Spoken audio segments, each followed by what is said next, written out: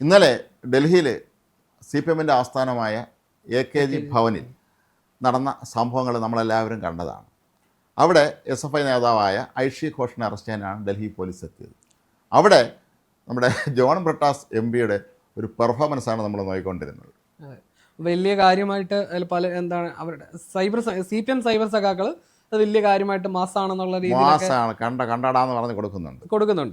നമുക്ക് അതിലെ വശങ്ങളൊക്കെ നമുക്ക് പിന്നെ നോക്കാം. പക്ഷേ CPM-ന് ഇത്തരം മാനുഷിക വശങ്ങൾ ചോദ്യം ഉണ്ടോ എന്നുള്ളതൊരു ചോദ്യമാണ്. അതെ, ഈ ബ്രിട്ടാസിനെ പിന്തുണയ്ക്കുന്ന ഈ അണികളോടും അതല്ലെങ്കിൽ MAയോടും നമുക്ക് ചോദിക്കാനുള്ളത് ഇത് എല്ലാവർക്കും ബാധകം തന്നെയാണോ എന്നാണ്.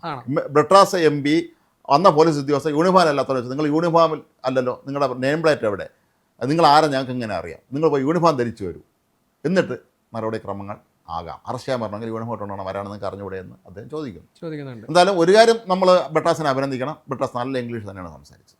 ഇംഗ്ലീഷ് ഹിന്ദി അദ്ദേഹം പറയുന്നുണ്ട്. നമ്മൾ ഇവിടുത്തെ പല നേതാക്കന്മാരെ പോലെ ഈ ബബ്ബ ഇംഗ്ലീഷ് അല്ല പറഞ്ഞത്. അദ്ദേഹം ഡൽഹിയിൽ വളരെ കാലം മാധ്യമപ്രവർത്തനമായിരുന്നതുകൊണ്ട് തന്നെ അദ്ദേഹം നല്ല ഇംഗ്ലീഷ് തന്നെയാണ് സംസാരിച്ചത്. വളരെ വ്യക്തമായി ആൾക്ക് സംശയം ഉണ്ടാവാത്ത രീതിയിലുള്ള നല്ല ഇംഗ്ലീഷ് തന്നെയാണ് സംസാരിച്ചത്. അദ്ദേഹം ചോദിക്കുന്നു, അപ്പോൾ ഇത് എനിക്ക് ചോദിക്കാനുള്ള ചോദ്യം, നമ്മൾ അനുഭവസ്ഥരാണ്. നമ്മുടെ ഓഫീസിൽ മറുനാടൻ മലയാളി ഓഫീസിൽ ഇവിടെ പോലീസ് വിളയാട്ടം നടന്ന സമയത്ത് എല്ലാ പോലീസ് ഉദ്യോഗസ്ഥന്മാരും യൂണിഫോം ധരിച്ചുകൊണ്ട് തന്നെയാണ് വന്നത്. 1-2 പേര്, ബാക്കി മുഴുവൻ പേരും യൂണിഫോം ഇല്ലാതെയാണ് വന്നത്. അതിൻ്റെ ദൃശ്യങ്ങൾ പോലും ഇപ്പം നമ്മുടെ ലൈബ്രറിയിൽ ഇപ്പോഴും ഉണ്ട്. അതെ, അങ്ങനെ കാണിച്ച അതിന് നേതൃത്വം കൊടുത്ത ഒരു പാർട്ടിയുടെ വക്താവ് പറയുകയാണ്, ഞങ്ങളോട് ഇങ്ങനെയൊക്കെയാണ് കാണിച്ചത്, ഇങ്ങനെയൊക്കെ ചെയ്യാൻ പാടില്ല എന്നുള്ള രീതിയിൽ. ഇത് ഇപ്പം CPM-ന്റെ ആണേലും അവരുടെ ദേശാഭിമാനിയുടെ ഒക്കെ പേജിൽ കൊടുത്തിരിക്കുന്നത്, അതായത് അവർ ഇരവാദമാണെന്നുള്ള രീതിയിലാണ് അവരുടെ വാർത്ത. ഞങ്ങൾ പാവങ്ങളാണ്, ഞങ്ങൾ സാധുക്കളാണ്, ഞങ്ങളുടെ ഓഫീസിൽ കയറി ഒന്ന് അതിക്രമം കാണിക്കാൻ വന്നു. ഈ ഐഷി ഘോഷിന്റെ പേരുള്ള കേസ് 2021 ബംഗ്ലാ ഭവൻ എന്ന് പറഞ്ഞാൽ ഡൽഹിയിലുള്ള പിന്നെ ഈ ഇവരുടെ എനിക്ക് തോന്നുന്നത് ബംഗാൾ സർക്കാരിന്റെ 2021 ബംഗ്ലാ ഭവനിലേക്ക് നടത്തിയ മാർച്ചിന്റെ ഭാഗമായിട്ടുള്ള കേസിൽ പട്യാല ഹൗസ് കോടതിയാണ് ഏപ്രിൽ 15 ഐഷി ഘോഷിനെതിരെ ഈ വാറന്റ് പുറപ്പെടുവിച്ചിരിക്കുന്നത്. അപ്പോൾ ഇപ്പോൾ ഈ നമ്മുടെ ഡൽഹിയിൽ നടന്ന ഈ സമരത്തിൻ്റെ പശ്ചാത്തലത്തിൽ ഇനിയിപ്പോൾ അങ്ങോട്ട് എന്ത് ചെയ്താലും ഇതൊക്കെ ഡൽഹി സമരവുമായി ബന്ധപ്പെട്ട് അതിൻ്റെ പേരിൽ ഇരവാദം ഉന്നയിക്കാൻ അവർ ശ്രമിക്കുന്നത് നമുക്ക് മനസ്സിലായി. ബ്രിട്ടാസ് നിരന്തരം ചോദ്യങ്ങൾ ചോദിക്കുന്നുണ്ട്. നമുക്കറിയാം, കുറച്ചാൾ മുമ്പ് തിരുവനന്തപുരത്ത് പിണറായി വിജയൻ്റെ മകളുടെ വീട്ടിൽ മകൾ നടത്തിയ തട്ടിപ്പുമായി ബന്ധപ്പെട്ട് അതിന് ചോദ്യം ചെയ്യാൻ ED ഉദ്യോഗസ്ഥന്മാരെത്തിയപ്പോൾ അവരെ ആക്രമിക്കുന്നു, ഭീകരമായി ആക്രമിക്കുന്നു. ഇതിനെ ഇത്ര ദിവസം അവർ ആലോചിച്ചിട്ടില്ല. എന്നിട്ട് ഡൽഹിയിൽ മാർച്ച് നടത്തുന്നു. MA ബേബി നമ്മുടെ ജയിക്കും സംഘങ്ങളും ഡൽഹിയിൽ മാർച്ച് നടത്തുകയാണ്. പിണറായി വിജയൻ്റെ മകളുടെ അഴിമതി കേസ് അന്വേഷിക്കാനത്തെ ED ഉദ്യോഗസ്ഥന്മാർ ആക്രമിച്ച സംഭവവുമായി ബന്ധപ്പെട്ട് പിണറായി വിജയൻ്റെ വീട് ED റെയ്ഡ് എന്ന് പറഞ്ഞുകൊണ്ട് ഇവർ മാർച്ച് നടത്തുന്നു. ഒരു വശത്ത് നിയമത്തെക്കുറിച്ച് സംസാരിക്കുന്നവരും മറുവശത്ത് നിയമവിരുദ്ധമായിട്ടുള്ള പണി കാണിക്കുന്നു. ED വളരെ കൃത്യമായി പ്രോപ്പറായി അവരുടെ എല്ലാ കാര്യങ്ങളും പൂർത്തിയാക്കിയ ശേഷമാണ് ഈ വീട്ടിൽ ചെയ്യാൻ വന്നത്. മര്യാദയ്ക്ക് അവർ സഹകരിക്കുക എന്നുള്ളതാണ്. നമ്മൾ ആരുടെ വീട്ടിൽ വരുമ്പോഴും നമ്മൾ നിയമത്തെ അംഗീകരിക്കുക. നമ്മുടെ ഓഫീസിൽ റെയ്ഡ് നമ്മൾ അവർ തല ഇറങ്ങിയിട്ടുണ്ട്, നമ്മൾ നിന്ന് കൊടുത്ത് അവരെന്താണ് ചെയ്യുന്നത് ചെയ്യട്ടെ. അവർ നിയമം അനുസരിച്ചാണ് അവർ വന്നതെങ്കിൽ അവർ നിയമം അനുസരിച്ച് ചെയ്യട്ടെ നമ്മളെന്ന് കരുതി. എന്നിട്ട് ഈ MA ബേബി ജയിക്കും എല്ലാം കൂടെ ഡൽഹിയിൽ മാർച്ച് നടത്തുന്നു. ഇവരെ പോലീസ് പിടിച്ചുകൊണ്ട് പോകുന്നു. ഡൽഹി പോലീസ് 58 കിലോമീറ്റർ അങ്ങോട്ട് അപ്പുറത്തുകൊണ്ട് നിർത്തിയിട്ട് ഇറങ്ങിപ്പോയിക്കൊള്ളാൻ പറഞ്ഞു. അന്ന് പ്രതിഷേധിച്ചവർ എന്നാൽ പറയണം, ഞങ്ങൾ എവിടെയാണ് കൊണ്ടുപോകണത്, ഞങ്ങളെ കോടതി ഹാജരാക്കാൻ ഞങ്ങൾ കൊണ്ടുപോകണം, അല്ലെങ്കിൽ നിങ്ങൾ ഞങ്ങളെ പിടിച്ചറ തിരിച്ചുകൊണ്ട് വിട്, ഞങ്ങളെ വഴി ഇറക്കിയിട്ടാണോ പോകണമെന്ന് അവരാരും ചോദിച്ചില്ല. സ്വന്തം കാര്യം വരുമ്പം നിയമം മറ്റൊരു വഴിക്ക്, എല്ലാ കാര്യത്തിലും ഇവർക്ക് അങ്ങനെയാണ്. നമുക്കൊരു നിയമം, നിങ്ങൾക്ക് വേറെ നിയമം. ഇതിനകത്ത് ഇവർ അതുപോലെ ദേശാഭിമാനിയിൽ പറഞ്ഞ ഒരു സാധനം, ഈ കേസ് സംബന്ധിച്ച് ഈ ജാമ്യമില്ലാ വാറന്റ് പുറപ്പെടുവിച്ചിട്ട് മാസങ്ങൾ കഴിഞ്ഞിട്ട് ഇത് സംബന്ധിച്ച് സമൻസോ അറിയിപ്പോ ഒന്നും കൊടുത്തിട്ടില്ല എന്നുള്ള. ഇപ്പൊ നമ്മുടെ അനുഭവം വെച്ച് നോക്കുമ്പോഴത്തേക്കും ഈ പറഞ്ഞ ഇതേ കാര്യം ഇവർ ഭരിച്ചിരുന്ന സമയത്ത് പിണറായിയുടെ പോലീസ് ഈ രീതി ചെയ്തിരുന്നോ? സമൻസ് എന്തെങ്കിലും തരത്തിലുള്ള മുന്നറിയിപ്പ് പറഞ്ഞിരുന്നു? നേരെ കയറി വരെയല്ലേ. മാത്രമല്ല, ആദ്യം ഒരു സംഘം വരുന്നു, അവർ കുറച്ച് മാന്യമായി പെരുമാറിയിട്ട് പോകുന്നു. അത് കഴിഞ്ഞപ്പോൾ മാന്യമായി പെരുമാറിയെന്ന് മനസ്സിലാക്കി മാന്യത ഇല്ലാതെ പെരുമാറുന്ന വേറെ സംഘത്തിന് ഇങ്ങോട്ട് അയക്കുന്നു. നമ്മളന്ന് കണ്ടതല്ലേ, നമ്മൾ ദൃക്സാക്ഷികളല്ലേ, നമ്മുടെ ഓഫീസിൽ ഇവർ കാണിച്ച പരാക്രമങ്ങൾ. നമ്മളോട് വളരെ സ്നേഹത്തോടാണ് അവർ പെരുമാറിയത്, വളരെ മോശമായ ഭാഷയിലല്ലേ പെരുമാറിയത്. ആ ഒരു ഉദ്യോഗസ്ഥൻ, നമ്മുടെ മൊഴിയെടുക്കാൻ വന്ന ഒരു ഉദ്യോഗസ്ഥൻ വളരെ മോശമായ ഭാഷയാണ് നമ്മുടെ സംസാരിച്ചത്. അവസാനം ഗതികെട്ട് അപ്പുറത്ത് അതിൻ്റെ ചുമതല വഹിച്ചിട്ട് ഒരു ദിവസം പറഞ്ഞാൽ ഇങ്ങനെ സംസാരിക്കരുതെന്ന് പറഞ്ഞു. ഇത് നമ്മളേതോ കുഴപ്പക്കാരന്മാരെ കൊള്ളക്കാരന്മാരാണെന്ന് ചെയ്തിട്ടാണ് ഈ ഒരു ചോദ്യം ചോദിക്കുന്നത്. ഭയങ്കര മാത്രമല്ല, ഇവിടെ വന്ന പോലീസുകാരുടെ ചില എല്ലാവരുടെ അല്ല ചിലരുടെ മുഖത്ത് സന്തോഷം കണ്ടില്ലേ, ഭയങ്കര സന്തോഷം. അതിൻ്റെ ഇടയ്ക്കിടയ്ക്ക് ഫോൺ വരുന്നുണ്ട്. എം കുമാർ ആയിരിക്കും ആ ഓഫീസിൽ നിന്നായിരിക്കും അറിയാം, sir sir sir sir sir sir എന്ന് പറയുന്നുണ്ട്. ഒരു നിയമവും നോക്കാതെ എന്തോരം നമ്മുടെ ചീഫ് എഡിറ്റർ അദ്ദേഹം വീട്ടിൽ അച്ഛനമ്മ ഭക്ഷണം കഴിച്ചുകൊണ്ടിരുന്നപ്പം ഷർട്ടിടാൻ പോലും അനുവദിക്കാതെ പിടിച്ചോണ്ട് പോയത് ഇതേ പോലീസ് തന്നെയല്ലേ. ഇവരെന്ത് നിയമമുള്ളത് ഇവർക്ക്? ഒരു നിയമത്തെക്കുറിച്ച് ഇവർക്ക് സംസാരിക്കാൻ ഒരു യോഗ്യതയില്ല. പറയുമ്പോൾ അങ്ങ് നെടുനീളത്തിൽ പറയും. ഈ കഴിഞ്ഞ ദിവസം നടന്ന ഈ സംഭവങ്ങളിൽ ബ്രിട്ടാസിൻ്റെ പെർഫോമൻസ് കൊള്ളാം കേട്ടോ. അത് നമ്മൾ സമ്മതിച്ചു, ബ്രിട്ടാസ് നന്നായി പെർഫോം ചെയ്തു, അത് കറക്റ്റാണ്. കാരണം ഈ കേരളത്തിൽ നിന്ന് പോണ വേറെ MP പോകുന്നതെങ്ങനെയാണെങ്കിൽ എന്ത് ഭാഷയിൽ അവരുടെ അടുത്ത് പറയുമായിരുന്നൊന്നും അറിയില്ല. പക്ഷേ ആ പോലീസ് ഉദ്യോഗസ്ഥർ പറഞ്ഞത് മഴ ആയതുകൊണ്ടാണ് യൂണിഫോം ഇടാതെ വന്നത് എന്നാണ്. അപ്പോൾ എന്തായാലും ഇന്ന് രാവിലെ നമ്മൾ ദേശീയ മാധ്യമങ്ങൾ ശ്രദ്ധിക്കുമ്പോൾ മനസ്സിലാക്കാൻ കഴിയുന്നത് ഈ ഐഷി അവിടെ തന്നെ ഉണ്ട്, AKG ഭവനിൽ തന്നെ ഉണ്ട് എന്നാണ്. അവർ പുറത്ത് പോയിട്ടില്ല. പുറത്ത് ചിലപ്പോൾ അവർ അറസ്റ്റ് ചെയ്യുമായിരിക്കും. നമുക്ക് ഓർമ്മയുണ്ടല്ലോ, ഈ ED ഓഫീസ് ആക്രമണവുമായി ബന്ധപ്പെട്ട് പോലീസ് വന്നപ്പോൾ അവരെന്താണ് ചെയ്തത്? പാർട്ടി ഓഫീസിനകത്തല്ലേ ഒളിപ്പിച്ച് വെച്ചിരുന്നത് ആ പ്രതികളെ മുഴുവൻ. ഈ പ്രതികളല്ലേ ഇപ്പോഴും ജാമ്യം കിട്ടാതെ അകത്ത് കിടക്കുന്നത്.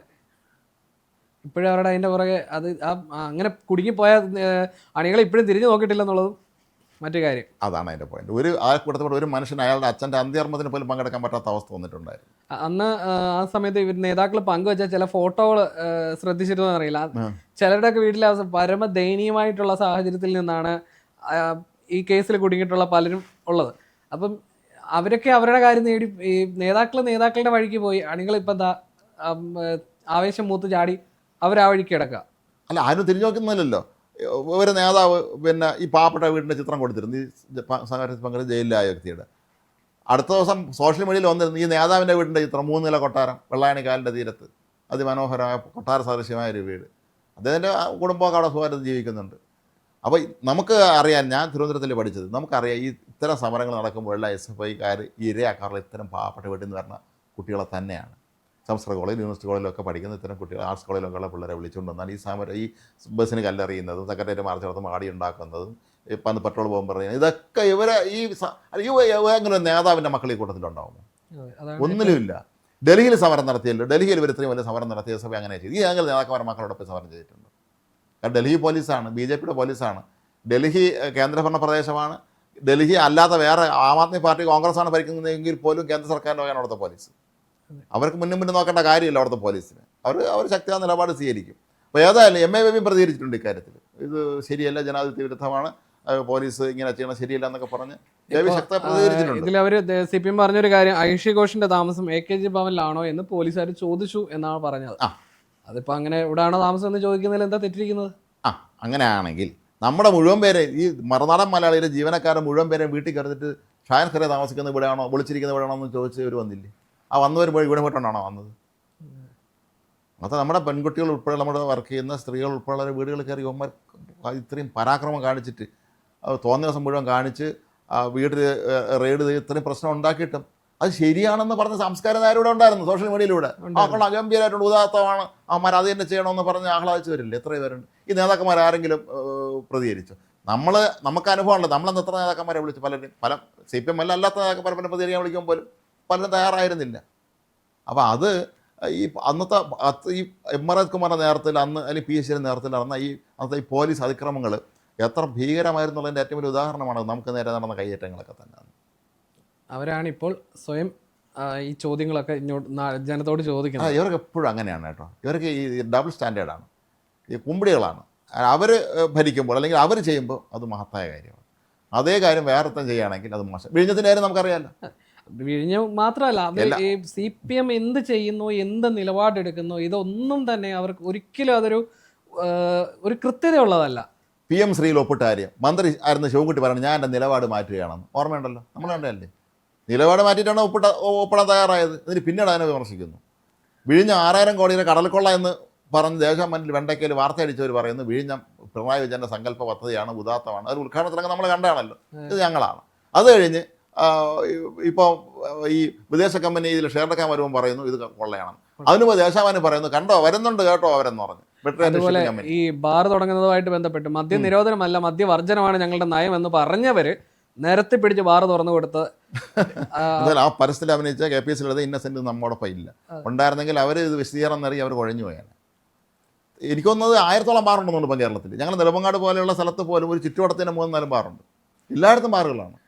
ഇത് ഒരു ഉദാഹരണം. അതായത് എടുക്കുന്ന ഒരു നിലപാട്, അവർക്കൊരു കൃത്യമായിട്ടൊരു നിലപാടില്ലാത്തൊരു പാർട്ടി ചൂണ്ടിക്കാണിക്കണമെങ്കിൽ അത് CPM കഴിഞ്ഞിട്ടേ മറ്റാരും തന്നെയുള്ളൂ. അത് പണ്ട് വർഷങ്ങൾക്ക് ശേഷമാണ് തിരുത്തുന്നത്. CPM പണ്ട് ഈ പരിപാടി ഉണ്ട്, പക്ഷേ തിരുത്തൽ വരുന്നത് ഒരു 10 വർഷം കഴിഞ്ഞിട്ടായിരിക്കും. ഞങ്ങൾ അന്ന് സ്വീകരിച്ച നിലപാട് ശരിയായിരുന്നില്ല എന്ന് പറയും. ഇപ്പം അങ്ങനെയല്ല, അടുത്ത ദിവസം തന്നെ പറയണം അത് ഇന്നലെ അല്ല, ഇന്നിപ്പോൾ ഞങ്ങളുടെ നിലപാടങ്ങ് മാറ്റിയെന്ന് പറയും. അത് ജനം ചോദ്യം ചെയ്യാനുള്ളൊരു സാഹചര്യം ഇന്നുള്ളത് കൊണ്ട് മാത്രമാണ്. അതെ, അത് ഈ സോഷ്യൽ മീഡിയയും അതുപോലെ മാധ്യമങ്ങളുടെയൊക്കെ ഒരു ഇത്രയും വ്യാപ്തി ഉള്ളത് കൊണ്ട് മാത്രമാണ് ഇത്തരം ഒരു സാഹചര്യം ഉണ്ടാകുന്നത്. ഇങ്ങനെ ഒരു സാഹചര്യം ഇല്ലായിരുന്നെങ്കിൽ CPM ഈ മണ്ടത്തരങ്ങൾ ഇങ്ങനെ തുടർന്ന് പോകത്തേ ഉള്ളൂ. ചോദ്യം ചെയ്യാൻ ജനമുണ്ട് എന്നുള്ളത് കൊണ്ട് മാത്രം മനസ്സിലായി. ഇപ്പൊ മനസ്സിലായതുകൊണ്ടാണ് ഈ നിയമസഭാ തെരഞ്ഞെടുപ്പ് കഴിഞ്ഞപ്പോൾ ഒരു കാര്യം മനസ്സിലായി, ഇത് കാണിച്ചത് അബദ്ധമാണെന്നുള്ളത്. മാത്രമല്ല ഈ കഴിഞ്ഞ സർക്കാരിൻ്റെ കാലത്ത് ഇവർ തന്നെ ആ 2 കുട്ടികളെ കോഴിക്കോട്ട് അറസ്റ്റ് ചെയ്യില്ലേ, പാർട്ടി കുടുംബത്തിൽപ്പെട്ട 2 പേരെ അറസ്റ്റ് ചെയ്തുകൊണ്ട് പോയില്ലേ, മാവോയിസ്റ്റ് ബന്ധം ആരോപിച്ചുകൊണ്ട്.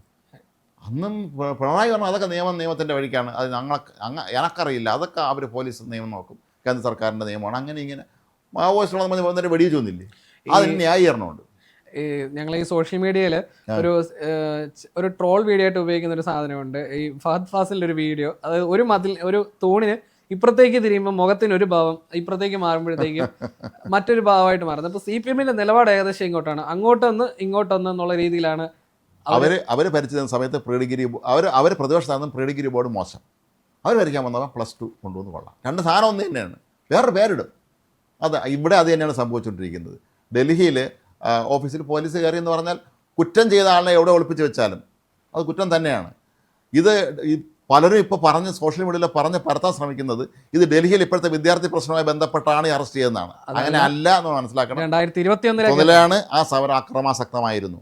അന്ന് ബംഗഭവനിലേക്ക് നടത്തിയ സമരം അക്രമാസക്തമായിരുന്നു. അക്രമം നടത്തിയവരാണ് അന്ന് അവിടെ. അതുമായിട്ട് ബന്ധപ്പെട്ട് തന്നെയാണത്. നമ്മുടെ കാര്യം പറയുമ്പോൾ നമുക്കെതിരെ നിയമത്തിന്റെ ഇതിൽ നമ്മൾ ഒരു തെറ്റും ചെയ്തിരുന്നില്ല, നമ്മളൊരു അക്രമം ചെയ്യാൻ പോയിട്ടില്ല ഒരിടത്ത്. ആ തെറ്റ് ചെയ്യാത്ത നമ്മളെയാണ് പിണറായി പോലീസ് അത്തരത്തിൽ വേട്ടയാടിയത്. ഇവിടെ തെറ്റ് ചെയ്തെടുത്താണ് പോലീസ് എത്തിയിരിക്കുന്നത് എന്നുള്ളത് നമ്മൾ ശ്രദ്ധിക്കേണ്ട കാര്യമാണ്. തെറ്റ് ചെയ്തവരെ പിടിച്ചു കൊടുക്കണം. ഇവിടെ പാളയത്ത് ഞങ്ങൾ വിട്ടുതരാമെന്ന് പറഞ്ഞല്ലോ, ഓർമ്മയില്ലേ? മറ്റേ ED ഓഫീസ് EDക്കാരെ ആക്രമിച്ചവരെ party office area committee office ഞങ്ങൾ വിട്ടുതരാം, ഞങ്ങൾ പ്രതികളെ വിട്ടുതരാമെന്ന് പറഞ്ഞ ഓർമ്മയില്ലേ? അപ്പോൾ നമുക്കറിയാം പ്രതികൾ ആരാണെന്നുള്ളത്. ഞങ്ങൾ പാർട്ടി ഓഫീസിനകത്ത് തന്നെ അവർ ഇരുത്തിയിട്ടുണ്ടെന്നുള്ള എൻ്റെ ഉദാഹരണം. അപ്പോൾ ഏതായാലും ഇത് ഈ CPMന്റെ ഇരട്ടത്താപ്പ് വളരെ വ്യക്തമാക്കുന്ന ഒരു സംഭവം തന്നെയാണ് ഇന്നലെ ഡൽഹിയിൽ നടന്നത്.